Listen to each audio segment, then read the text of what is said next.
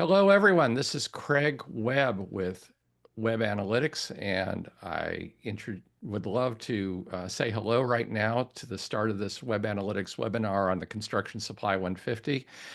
We are going to get started in about 35 seconds. A reminder that all of the slides that you're going to see will be made available later on, and you also will have available a recording of this webinar, so you don't have to worry about taking a huge number of notes. What I am hoping is that you will ask questions along the way and get ourselves going that way so we can have some great conversations through the day. All right, so I am going to stop sharing this slide and go back to the people who are hosting the show. And I'd like to have each of the panelists introduce themselves, spend about 45 seconds talking about who they are and where we are. Chris, I'm seeing you on the main screen right now. So why don't you start off and tell us who you are and where you're from and what you do? Yeah, sure. Thank you, Craig. I'm Chris Fisher. I've been in industry for coming up about 19 years now. I've been here with ECI since 2019. I'm our VP for global e-commerce here, specializing in our digital transformation tools, e-commerce and ERP and product content solutions for the building materials industry. Excellent. Greg, let's go to New Albany, Indiana. New Albany, Indiana. Yes, I'm Greg Brooks. I am the moderator of a group called the Executive Council on Construction Supply. We're a private think tank made up of independent LBM dealers plus a select group of manufacturers and wholesalers and service providers to the industry. We have 81 dealers in, I think, 44 states and 10 Canadian provinces. We are like the flip side of a roundtable, where a roundtable gets focused on operational excellence. Our focus is on strategic excellence. We talk strategy, what's going on in the marketplace, where are the emerging opportunities, how do you capitalize on them? I'm a former editor of Pro Sales. I was one of Craig's predecessors at Pro Sales, and prior to that, I spent 20 years in the building materials business, so I have driven a forklift for a living. So that's my background. Yeah.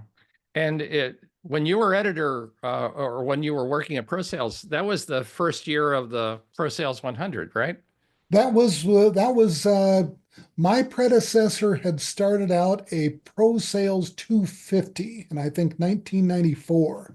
Okay. I took over in 1995. We expanded it to the Pro Sales 400 for a number of years, and now I don't think they do anything, do they? No, they just moved it. But just to let you know, everybody, that in some ways, Greg was definitely familiar with the work involved in putting out one of these lists and what life was like. And Yes. One company that was on that list was Wilson Lumber, and John Marshall, formerly of Wilson Lumber and a whole bunch of other places, is one of our guests today. John, can you tell us about yourself? Yeah, hi everyone. I'm John Marshall. I'm a business growth strategist and co-founder of AI Growth Partners. We work with small to mid-sized businesses, mostly in the LBM world, helping them use AI to get more efficient, solve real problems, and grow with purpose. Before this, as he said, I was president of Wilson Lumber for 8 years. I retired at the end of 2023 after helping them grow from 32 million to 150 million in about 6-7 years. It was a great ride, and now I help others do the same without making all the mistakes that I made. That's probably a great way to put it, and I appreciate your doing that. Why am I? Well, I'll just do. Let's see if I can make this work. Can you folks see the slide that says today's speakers? We can. Okay, great. Yep. So I'm glad we got that going. I'd like to open up a little bit this conversation by providing a little bit of background that goes into the Construction Supply 150 and who we're going to be talking about. And as I do this, I'd like to remind you that if you have questions, there is a question box on the on your system, and you should be able to use that. I also will try to look in the chat box. Emily, if you could keep an eye on that one in case I miss anything. The Construction Supply 150 attempts to talk about who are the bigger building material dealers in the United States. And it's 150 companies that are very, very diverse.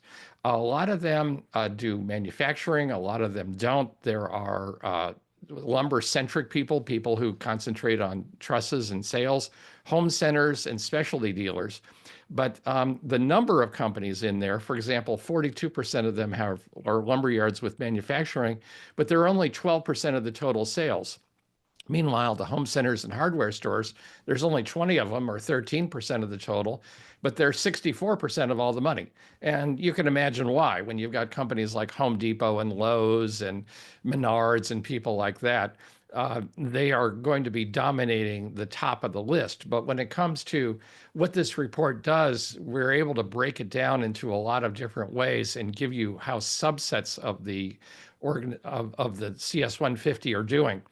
In general, this was the second year in a row since I've been doing this in which the number of dealers that reported declines in revenue exceeded the numbers that went up. In 2020 and 2021, things were doing really well. You might also recall that was when we had COVID and crazy lumber prices. 2022 was the same thing. Then in 2023, when lumber prices for framing dropped about 45% or so, everybody suddenly started having troubles, and that's when we started having revenue declines. And even though lumber only went down about 2% this past year, still 77 of the 150 dealers went backwards. And when you start breaking that down by groups, you can see that lumber yards with manufacturing, there were mixed results for these companies. The ones, I have to say that the ones that did rise in this category frequently did not rise very much. And, you know, what was hurting them and affecting them? Well, a lot of different things. We didn't have as much single family homes under construction. We had a lot less multifamily under construction. And remodeling was down too. And as a result, I should point out that even though only 77 out of the 150 companies went backwards, if you start looking at comps, which is this chart on the right, you can see that even places like the Home Depot and others were having problems. Just this morning, Ace Hardware was giving its results, and they said that for the 3,000 or so Ace Hardware members that report their results quarterly, sales went up 1.1% year over year, but volume went down 1.1% in terms of same-store sales. So what you end up with is a world in which prices are going up, but volume is going down. We asked companies how they're planning to do this year. 112 of them gave results, and the average was a 5.7% increase, but 40 of the 85 that thought things were going to go up were predicting just 1 to 5%. So if you think your business is going to be flat to 5%, you've got a lot of company. Depending on the type of company you had, the sales change varied from the lumber yards without manufacturing.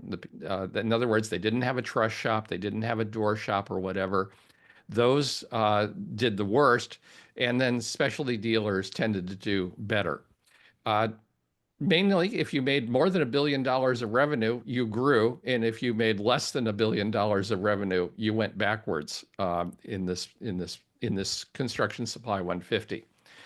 I do think it's fascinating, and this is one thing that I really try to stress to people who don't know much about our industry, that a lot of dealers do a lot of value-added products between pre-hung doors and floor trusses and things like that. And that's only these numbers, for example, 30% of the total, that's 30% of the 150, even though only 75 of the 150 are involved. So among the group that does this, it's an outsized number. I also think that there hasn't been enough talk about what building material dealers do to provide installed sales. And once again, you can see entry doors, windows, cabinets, the things that are complicated and that builders don't want to have their regular staffs do. I did ask a question about finding workers, and while the Construction Supply 150 membership changes from year to year, you can at least see that there seems to be a trend in which this year, the 2025 numbers, which are the purple, darker purple at the top, are a little less dire on a 1 to 10 point scale than some previous years. So maybe we're doing better. I am worried though about payroll costs. You know, even if you didn't expand, your payroll costs went up 10%. That's got to be something that's concerning. And I'll be looking forward to hearing what John and Greg say about that. IT spending is something that always amazes me. Other industries spend 5% of their revenues on IT, 10% if you're in like finance. What do? Hardly anything. And this has got to be an interesting sign going forward. We are seeing though people are getting good bang for their bucks in terms of what they're using and the software they're spending money on, and we do have some questions about how they're involved with e-commerce as well as artificial intelligence. And John has spent a lot of time recently on that, so I'm looking forward to his comments on that. So the question in general is how can dealers rise in such challenging times? And that is why I want to come back to all of you. Questions just come in. Will the slide deck be available to us? Yes, you will get all the slides later on and also access to a recording. So you can just enjoy the thing, but please be sure to ask questions along the way. Greg is the gray-haired eminence in this group, second only to me in terms of gray hair.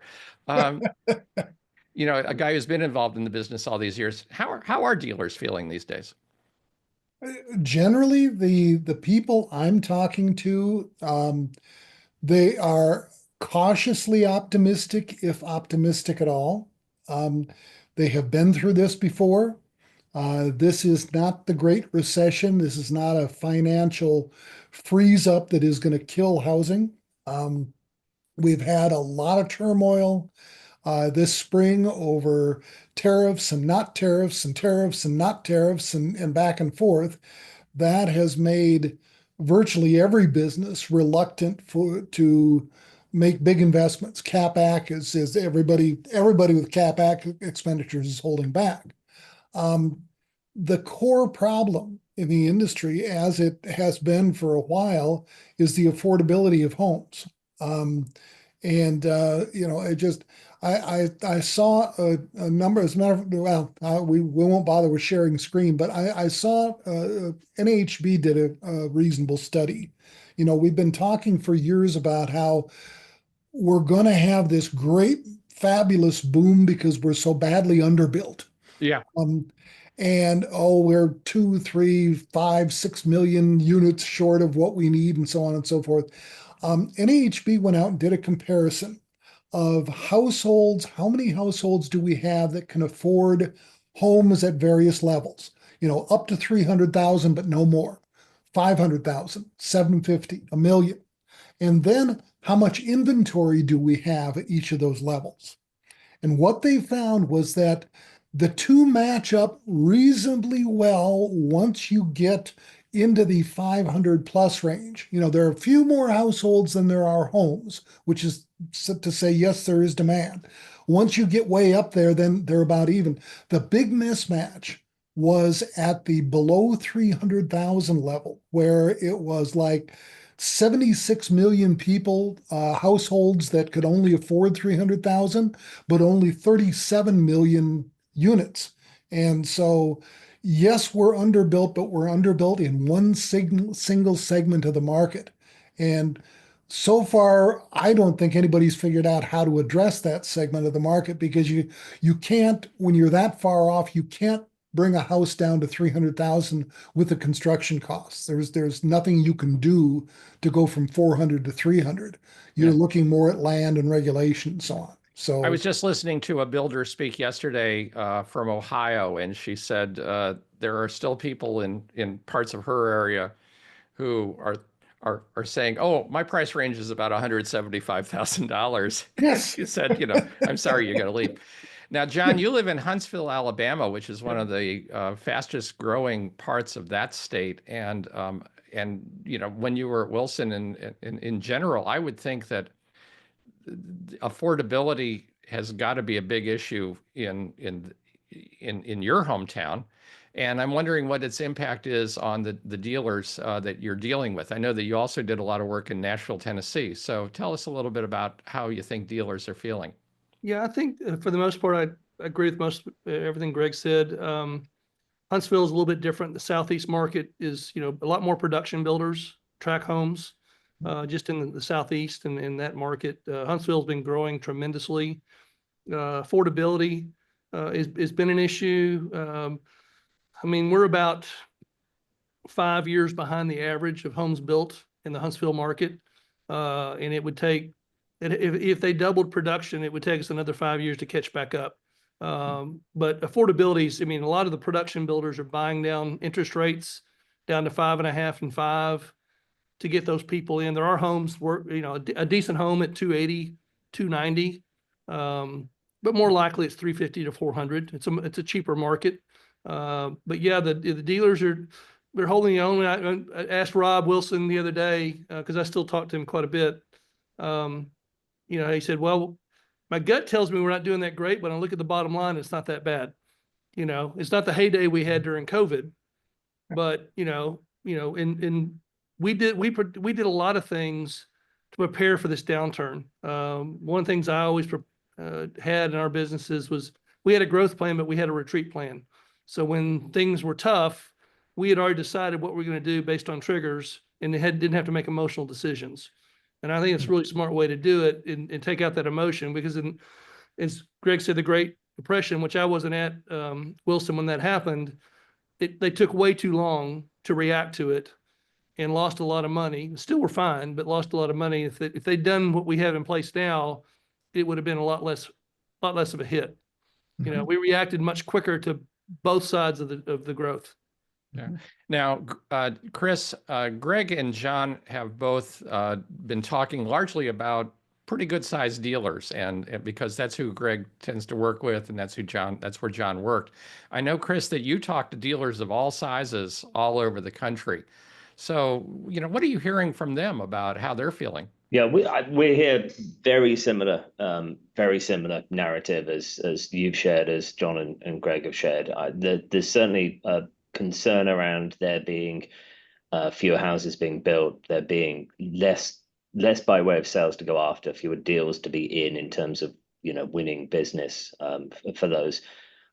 Ultimately, the conversations that we have around how to support, what can be done to try and combat that, how to be more effective, how to preserve margin when you're ultimately finding yourself in more competitive situations against other dealers for the same business or for fewer housing, and how to, I guess, to John's point, how to smooth out disruption to the business if you're in a situation where you're having to take stock, if you're having to kind of tread water and hesitate. Like how can you deal with that situation effectively without impeding customer service, without impeding responsiveness, because of the impact that then has in competitiveness going after that very market that you're worried about losing share in. I'm a little concerned, Chris, when I see these numbers that indicate that even if you didn't grow, your personnel costs went up 10%. Are you looking at that as a concern and try to offer solutions for maybe how to do things so that you don't have to raise your personnel costs as much? For sure, or even deal with the fact that potentially adjustments are going to happen inside some businesses anyway, right? You don't necessarily have the ability to be as flexible as we might have been 10 years ago. As you kind of alluded to in your slides, the situation is a little less dire than it had been before, right? During COVID and immediately after, staff acquisition was extremely challenging and extremely time consuming, and getting good people with experience was a long lead item for a lot of businesses. So trying to empower staff that you do have, people that you do have, making them as effective as possible somewhat mitigates the additional cost. It's about trying to, if someone's going to be 10% more expensive than they were last year, or if your payroll is going to be 10% higher, you need to find a way of increasing efficiency for those people with the right with tools that essentially make them better at their jobs. Yeah. Exactly. You know, we always talk about personnel costs as a percentage of sales. And what really matters is a personnel cost as a percentage of profit that you generate. And so you can have high costs if those people are productive enough to warrant it.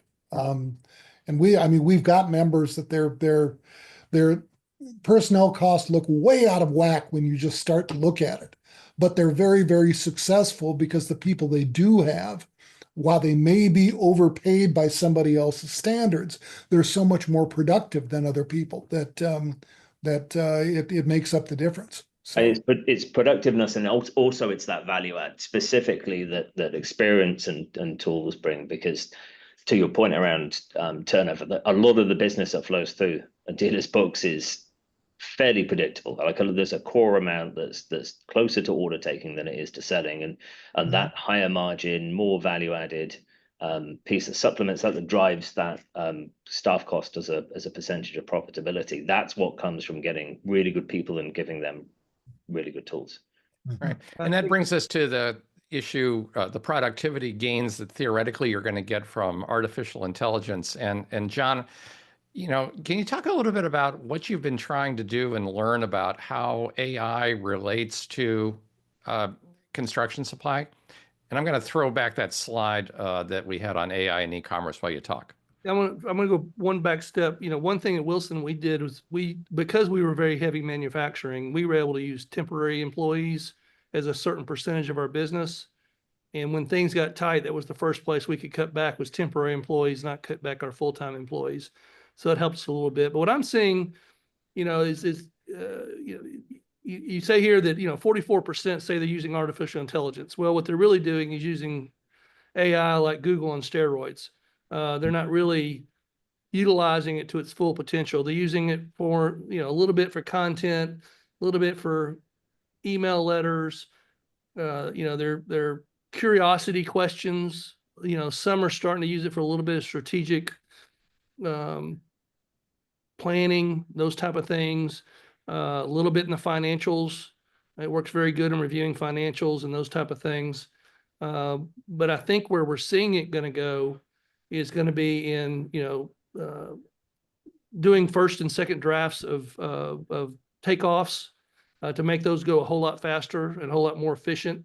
But anything in AI, you know, I use it all day long, but I trust it about 85%. It still needs a human to look at it and go, is that right? And the more experience the human has at what the output should be, the easier it is to say, yeah, that looks right, it doesn't look right. I mean, AI makes stuff up. It's called hallucinations. And it's funny. Sometimes you can say, hey, did you make this up? And they go, yeah, I did. You know, so, you know, I've built into mine, I've trained mine not to do that. You know, I say, if you make any assumption, then you need to flag me that you made that assumption. But, you know, I'm definitely seeing a growth. I'm seeing a lot of curiosity, you know, how to use it. Speaking in conferences now, mostly what I speak about is how you get started. I don't get into the automation and the API. It's like, okay, here's how you get started. There's time for those bigger projects. And, you know, if you're going to do inventory control, a lot of people are using it for pricing and forecasting, starting to use it, you know, dump into their ERP information into that, building APIs. But, you know, to the point of staff, you know, if your staff is 50% more efficient, and that's down the road, what are they going to do? You going to let them go, or are you going to, the better thing is say, we can do more business with fewer people. That's really, you know, I kind of got a saying is that AI is not going to replace you, but somebody who knows how to use AI is going to replace you. And so, you know, the new generation understands AI, and they're going to be a lot more efficient than somebody who's saying, well, I'm never going to do that again. Yeah. You know, Greg, I'm going to go to you first and then to Chris. Frankly, I'm surprised that only about 2/3 of the dealers in the 150, which is a big, you know, the upper list, Yeah, are letting people pay their bills online. What's it going to take, you know, for these people to understand that if you get paid online, you get paid faster, and you know, less time spent waiting for money. we you know, and we don't know what the what the hangup is there. It could well be, builders are not very sophisticated about this stuff. And builders love to play games with paying you on time too. And so this may be that it hasn't happened because builders aren't interested in it. And so without that information, I don't know that, and there are actually quite a few of them, I'm sure, that haven't really addressed it yet. It hasn't come on the radar screen because nobody's been clamoring for it. Yeah, But I just remember the people, the Torrisi family who ran Jackson Lumber, their dad used to eat his Sunday dinner a little earlier than most of the other Italians in his neighborhood, because then after he ate his Sunday dinner, he would go visit all his neighbors, knowing that they would be at their Sunday dinners, and ask them to pay their bills. and ask them to So pay that their was bills. his Yes. idea of collections. That's the old Chris, one. Greg said he's not sure why we still don't have, everybody doing these things. What's the, pushback that you tend to hear?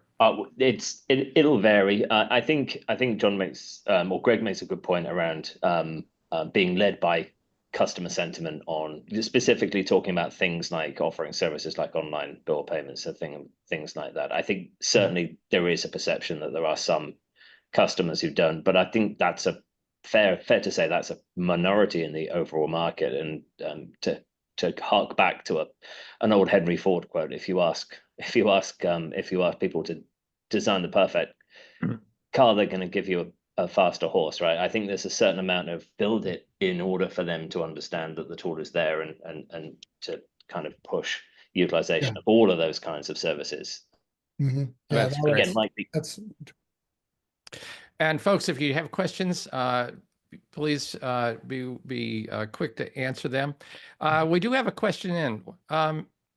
What is the industry standard for credit card fees absorbed by the sellers? Are there any examples of companies that push the fee onto the customer? We still absorb and do not pass it on, but more and more customers want to pay by their credit card for points. Greg, I see you on the screen first, so I'll throw that at you, and then I'll go to Chris and then John. We've been talking about this exact same thing. People have been asking about it, and I want to say, this is from memory, but I want to say that the majority, maybe 2/3 of the dealers, and and keeping in mind as far as the size is concerned, so everybody kind of understands, the median size of those guys is about 70 to 80 million. So they're big, but they're not way big. In general, like 2/3 of them say they do not pass on those charges. And it bothers them, but they do not pass those charges on to customers at this point. Before I go to Chris, this does remind me of back in the days when I was starting in around 2006, when the big issue was, do we charge for delivery? And I remember when, gas prices went up and things like that, and some dealers were just scared to death about, oh, do I put on a fuel surcharge or whatever? And they did, and they found that nobody cared. Everybody understood. Yes. Everybody understood. So it was okay. Chris, what are you hearing about how credit card fees get handled? So again, I think I see a fairly similar split there to what Greg was referring to. Again, delivery is a great example of how I envisage this. The delivery charges, certainly COVID drove a behavior where people suddenly valued that a great deal more than they had done before. The perspective of not having to be in store, not having to shift materials themselves became more valued. The fact that they could get materials at all, obviously, was highly valued. The fact that you would bring them to site, even more so. And I think we've got better, and I'll speak a little as to where e-commerce plays into that, at selling the value of these things. So if we think about delivery, I see e-commerce sites with huge panoramic pictures of delivery fleets of all of this expensive equipment that's being procured by a dealer to service you, the contractor, you, the customer, and the delivery charge as a reflection of that is really kind of sold as a value. Like here were millions of dollars in trucks, and it's yours for $25, right, for an hour, and with a guy to offload. And I think credit card fees can fall down that same kind of path as certainly that lagging 30% who aren't offering payments online. This is now a convenience to be able to pay online. It's now an additional service being offered. I think that's an argument and an opportunity to start leveraging convenience fees in situations where you know that you can. The thing to be very careful of is that you're not competing with yourself. Yeah. So if the desire is to have customers use a portal, don't disincentivize them too strongly by using it. And going back to AI, great way of testing reactions. Start doing A/B testing and trying to understand what impact it has on whether people are using the tool and how it's affecting behaviors. So John, very quickly, if a dealer were to come up to you and say, should I charge for or take money away for credit card fees, what's your advice?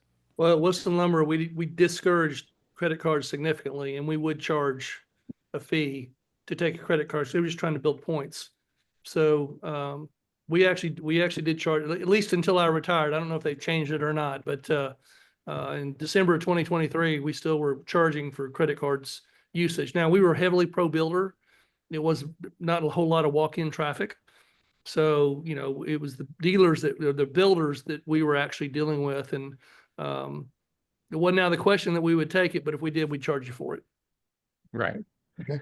You know, one of the things that fascinates me with regard to these businesses about whether you charge or not charge is that, for example, McCoy's Building Supply is testing occasionally free delivery of their products, and to largely to consumers. And I think it's because they're trying to basically see if they can build up their consumer business a little bit, as well as maybe get that one extra sale that they might not have gotten before because you got the delivery. You know, it is crazy like that. Hey, Greg, one of the things that concerns me about where we're going is I worry that people are going to look at their numbers this year, and the numbers are going to be better because they're charged because of tariffs, because of other price increases that are happening. And I'm wondering whether they're going to be looking as much as at unit sales. And when they start worrying about the relationship between the two, I don't know how much dealers actually spend looking at volume rather than numbers, rather than revenue. If they are reasonably sophisticated, they are watching both.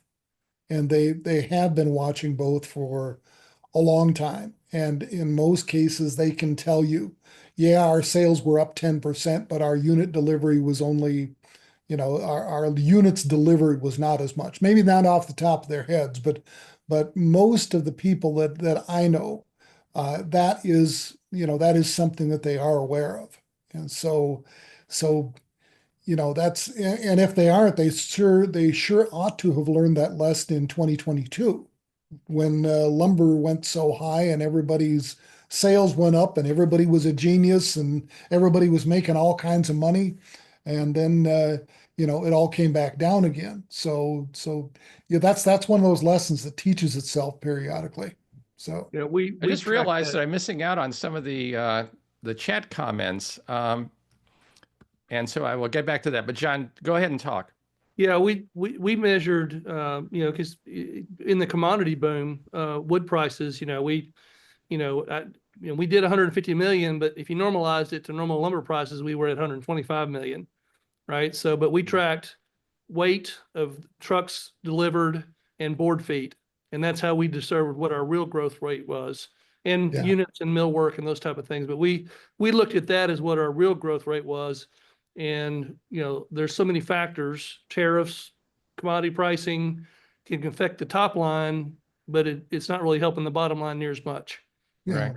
You know, one of the things we've got to keep in mind here too, Craig, is that the dealers that are out there are vast differences between the kinds of customers they sell.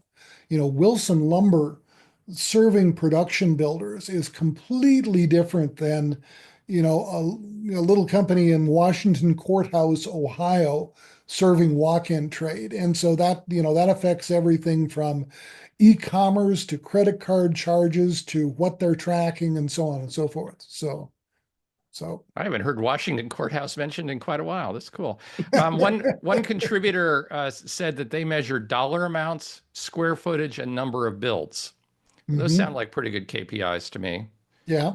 We measured new starts, and how much percentage we had of the new starts in the area.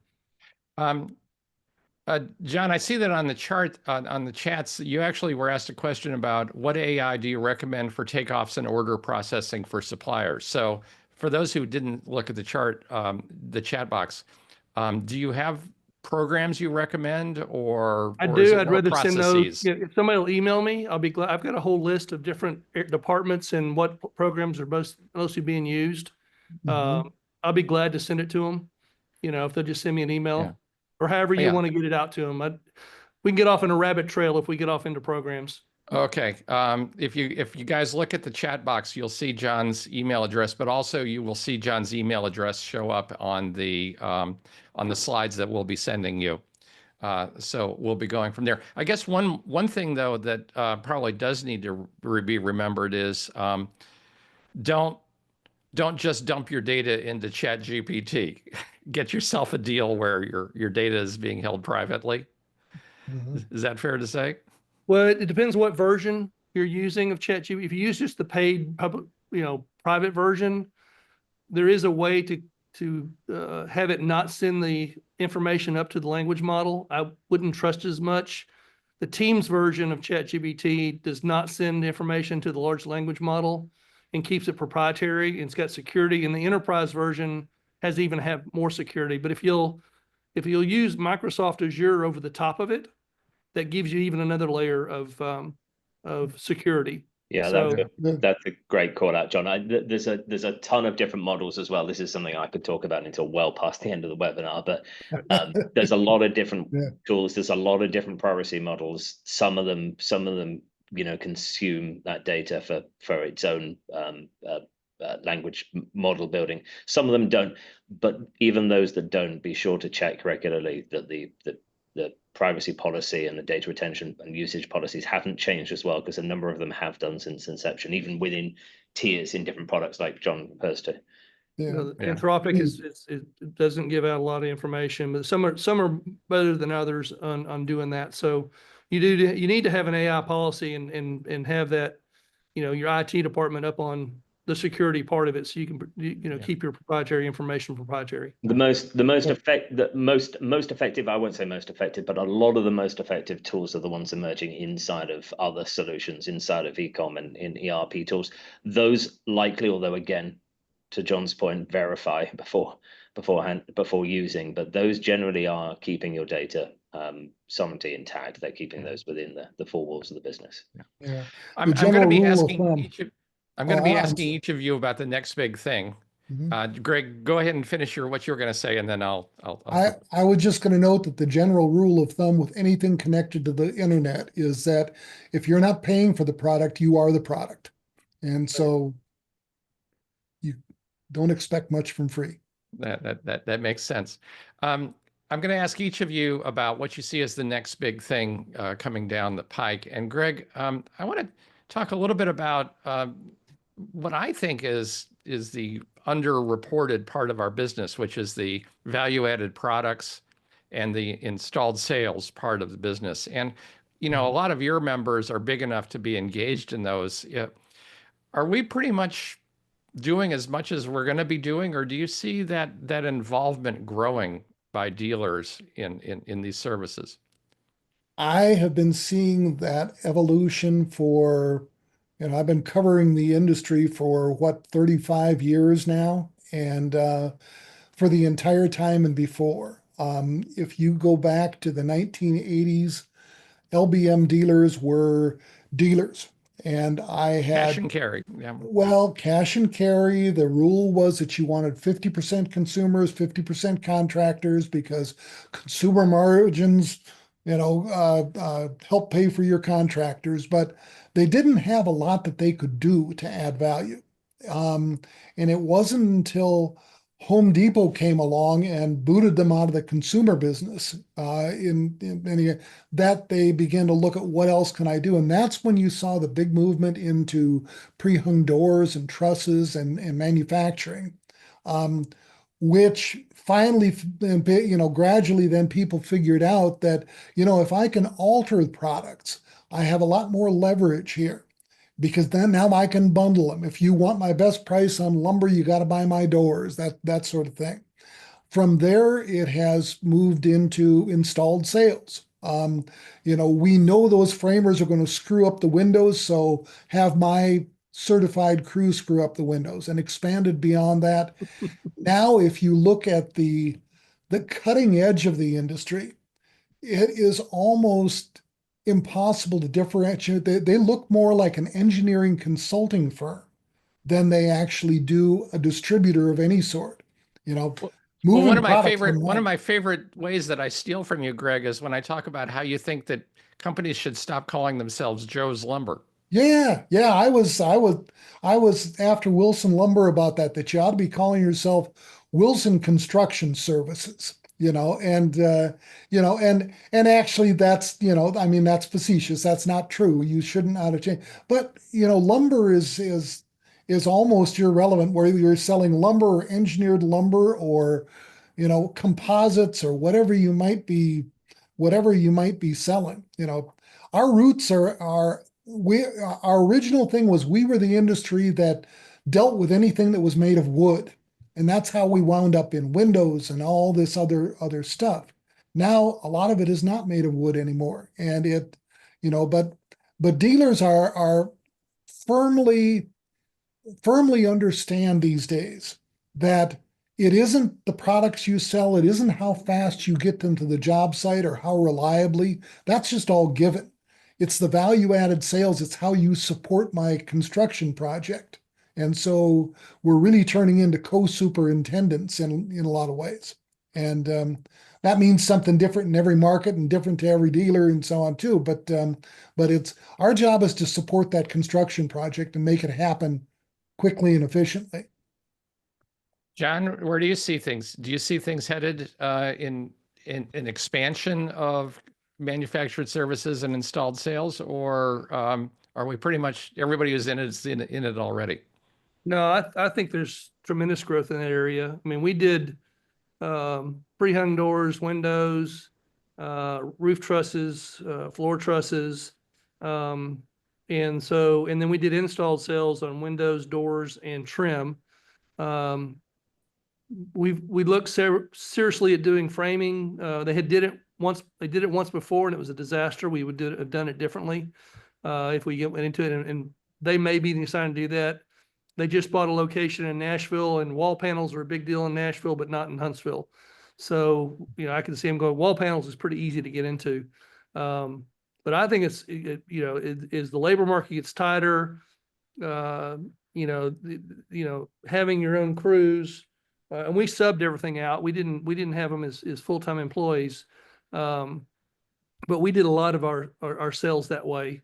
And our installed sales. And I think that's and we looked for value added products that we could add to our mix, instead of just the lumber commodities.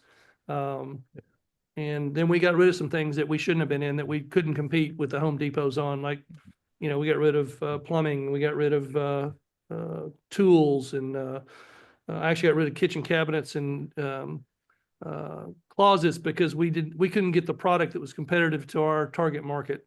Yeah. Well, I'm fascinated that even 13% of the dealers, which is like 17, 18, 19 of the 150 total, install garage doors.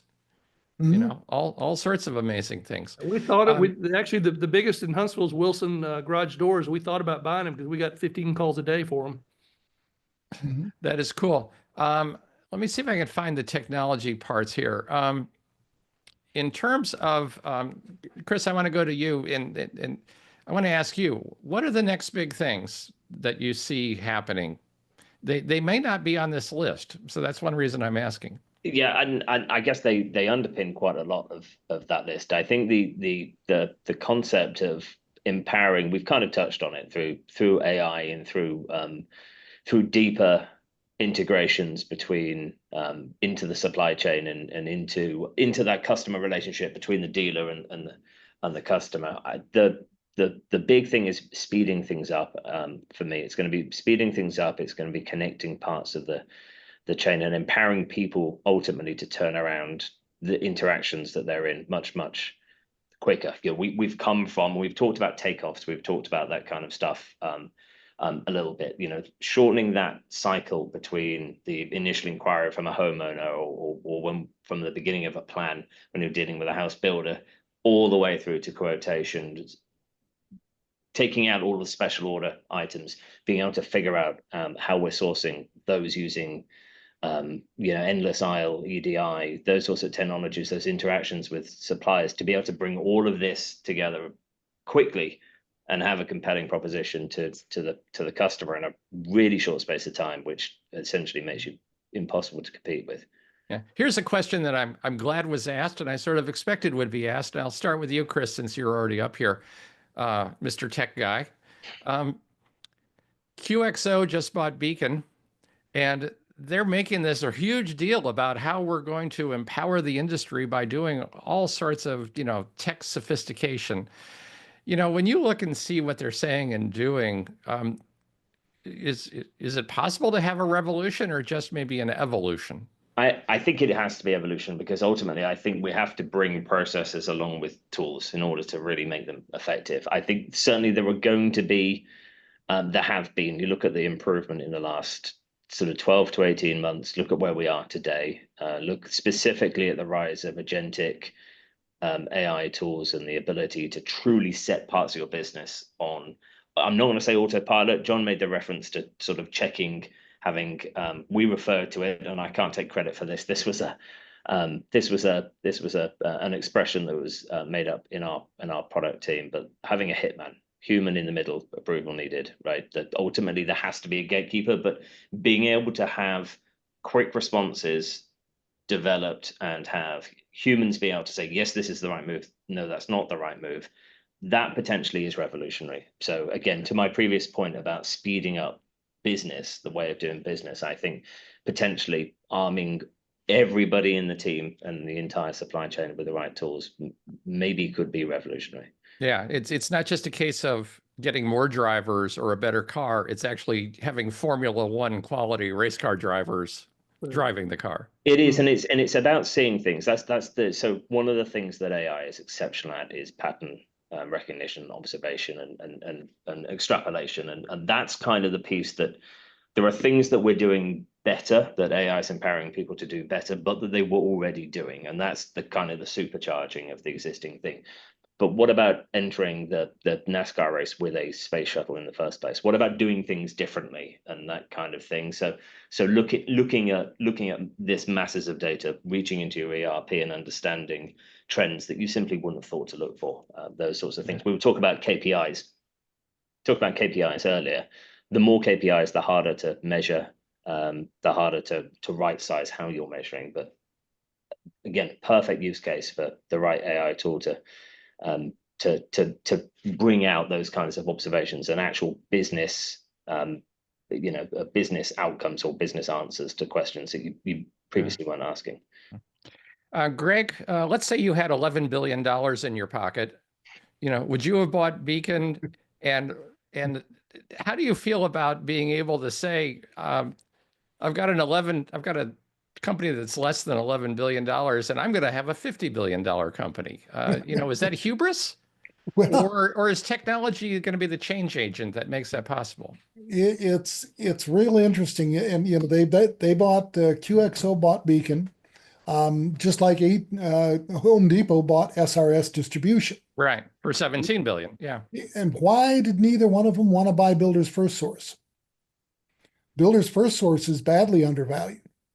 And I mean, all I can do is just guess and speculate, but Home Depot's been in that business. You know, when they first launched the first incarnation of HD Supply, not long before you got into the industry. In the Nardelli years, yeah. That's right. Buying up Williams Brothers, the biggest chain in Atlanta, and Forest Products and Cox Lumber down in Florida. They were going to get in the lumber business. And If I had to guess, which is all anybody can do, I would guess that they kind of figured out that the full line LBM business supporting shell construction is a way, number one, way too complicated business to be able to fit into any sort of system. Or whereas roofing is kind of roofing wherever you go. And it is have the right inventory, get it to the job site on time, and it will go up the same time. It becomes it's a less cyclical business because half of it is over on the commercial side and half of it is re-roofs. But it's a more stable business, but most of all, it's a simpler business, which I think lends itself more to QXO's and Home Depot's technology that they're applying to it. And Yeah. I'm I'd really like to know interested in what what Chris technology has they to are say about applying this. to it. That's the problem I'm having. But Yeah. I don't know what they're going to do that's going to, revolutionize a company that is number 2 in its market with ABC Supply twice as big. I mean, Yeah. ABC Supply is bigger than SRS and Beacon together. Yes. And ABC Supply is also bigger on a per unit basis, Yeah. double the size when you talk about dollars generated per location. Yeah. And they're a family run company. Yeah. And so, it's, I'm not sure, and maybe Chris has some ideas on this, but this all looks like a work in progress to me. It's the technology isn't really quite there to do all the things we would really like to do with it. Maybe it's enough for the roofing business, but if you look at shell construction, for example, everybody talks about wall panels, and boy, we do the entire automated, the Katera, the Integra type of approach where everything is fully automated, but they never could get the price down below simple stick framing.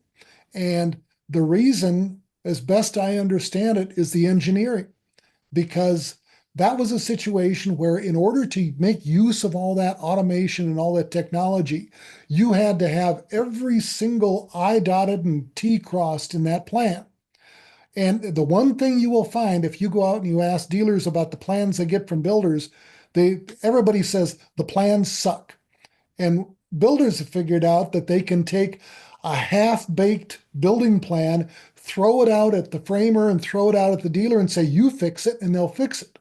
And it's sloppy, but it's also less expensive than using the state-of-the-art technology. Now, we get to a point where AI can do the engineering for a house and find all that stuff, then all of a sudden it becomes competitive. But we don't appear to be there yet, as far as I understand. Yeah. I mean, the stories I've heard about Paradigm, for example, is that they're pretty good on the simple designs, but not necessarily on the more complicated ones. And actually they've even said that they have not been presenting Paradigm as a solution for their biggest builder customers. Yeah, because they Because can't do that. they want to really test it with other people. Yeah. John, over to you. The question is, what's the next big thing? And it very well, you may say that AI is the next big thing, but AI may not be in your mind the next big thing when you talk about where dealers are heading. Yeah, Craig, I read this somewhere. I may have read it in your report. As you know, I've been reading a lot of stuff recently. But I read that in our industry, we spend 0.9% of our revenue on IT, and comparative industries are about 1.6. So we're spending about half to 60%. And so, for us to have the gains that we're going to need, whether it's AI or other parts of technology, we're going to have to devote more to IT. Now, Wilson, over the 5 or 6 years, well, it's 8 years I was there, we grew our IT tremendously and with a lot of benefit to us. But I think that's the first thing that's going to happen is people recognize they need to spend more on it to get the gains and get the returns on investment and ROI and all those type of things. But I think automation, improvement in efficiency, and installed sales are probably the 3 biggest things that I think we're going to see in the next 5 to 10 years that are going to make a difference. Component sales, that was, again, Wilson Lumber was really a manufacturing company. 2/3 of our revenue came out of our components, and millwork and trusses and those type of things of our revenue. And 1/3 of it was a traditional lumber yard. And that's what else helped us weather some of the storms too, is that we weren't as heavily dependent on the commodity business as some of the others were. Yeah. But I think technology efficiency gains where we can do more with fewer people, or grow our business and not have to add people. I mean, I don't know if I've said this shit or not because I say it a lot, but you're not going to be replaced by AI. Somebody who knows AI is going to replace you. Yeah. And so that's where we're at. I think the next big job is learning to be a prompter. Isn't that the phrase where you learn to write the right questions? It's signal prompt, yes. Now Chris mentioned Agentic. You're looking at agents, or what we call workflow prompts, where you're putting multiple prompts together to create an entire workflow and not just do it one at a time. Yeah. And so that's changed. I mean, it's as dumb as it's ever going to be today, and it's so much smarter today than it was even 2 months ago. It's kind of scary. Yeah. I have a friend who says that he's got several different AI programs going at the same time. He's teaching one to be his secretary, one to be his accountant, one to be his IT manager. And by the time he gets done, he thinks he'll be in great shape. I mean, I actually, if you'll ask it, you are my IT assistant. I want you to ask me clarifying questions. You start talking to it like you would your executive assistant. That was the epiphany for me 15 months ago. Was I said, look, I talked to it like I did my assistant. I tell her what my objective is. I tell her what, here's the content, here's the objective, or the goal in the format, and then let it go off to the races. Knowing that it's about 85% correct is a great first or second draft right now. It's not a final product. Yeah. I got one question, then I'm going to go to you, Chris. One comment that was brought in that said QXO bought Beacon because they had a proprietary sales platform. Their internal IT built and all sites were on it. This is something similar that I was hearing about SRS. It will be much easier to leverage and optimize something existing than building from scratch. Builder's First Source does not have a standardized ERP. Their big goal this year is to have a standardized ERP. And even then, I'm told it's not going to quite be as ubiquitous as you might imagine. BFS may be large, but it's very fragmented. So that's the answer to you, Greg, on why you wouldn't want to buy. Yeah. And Chris, you were about to say something earlier. I was tacking on really from John's point around spending, particularly around technology. Even within the CS 150, your chart, I think that average is just over 1% of spend, as John says, well below what an industry average would be. But I think the way that we consider spend is going to shift as well. I think that number's likely to increase over time. I don't know if any of you read, Moderna have combined their HR and their technology functions to an extent. They now have a combined human resources and technology officer by way of, or digital technology officer, by way of kind of acknowledging the role that some digital technology has in supplementing and being almost a parallel to some human resources. So I think we're going to see quite a bit of that moving forward, where traditionally technical budget is sitting inside HR and vice versa. They'll blur the lines a little bit. Obviously, from a reporting perspective, you'll be able to get into the weeds there a little bit. But I think we're certainly going to see technology supplementing HR and some HR budget sitting in technology, which will drive this number up further. One thing I should point out about this chart is that it's based on the 105 companies out of the 150 that answered. You will not see Home Depot reveal its IT spending. You won't see other people reveal their IT spending. This is much more the less than $250 million crowd when you're looking at the percentages that they're spending. That said, actually, the percent that are spending less than 0.25 has shrunk, and the percent that are spending more has grown over the last 3 or 4 years. Not as spectacularly as people thought it would, but it's going along well. We're just 1 minute till the end. Quick question for all three of you. your prediction for how the industry will fare in terms of revenue in 2025. Will it be below zero? Will it go backwards? Will it be 0 to 5%? Or will it be above 5%? Greg? Well, I'm going to say 0 to 5%. I don't see it, but that all depends. What happens with tariffs? You got to tell me what happens with tariffs first, because that could send us into a recession. And if that, if that happens, then all bets are off. So Okay. bear So in mind. 0 to 5, 0 to 5 if things based on what you know, but it could if it's going to go somewhere, it's not going to go above 5, it's going to go backwards. I would say so. That's my guess. Okay. John, 0. Well, how are we going to do this year? I'd say 0 to 5%. It's gonna be late this year, going into next year. And I would add on not only tariffs, but interest rates. Whatever happens with interest rates, if it gets down to a certain point, it'll kick back in. So that'll be another factor. Those two factors will be probably the two biggest factors, I think. Yeah. Mhm. Okay, Chris, are IT improvements going to save us and help us get above 5%, or what do you think? I'm unfortunately I'm gonna go in 0 to 5 as well. I think possibly towards the top end of that range. I think certainly there is an opportunity. John called out possible reductions in interest rates. We're seeing signs of that already. I think that has the possibility to grow green shoots if there are signs of stability as the tariff situation becomes clearer. I think there is an opportunity for rebound of some of the demand that's been suppressed a little bit in the first half of the year. Okay, this is excellent. We've reached the top of the hour. I want to thank all three of you for taking part. A reminder to our audience that you will get copies of the slides as well as a copy of the recording. I am going to stop the recording right now. And folks, we are done. Thank you so much.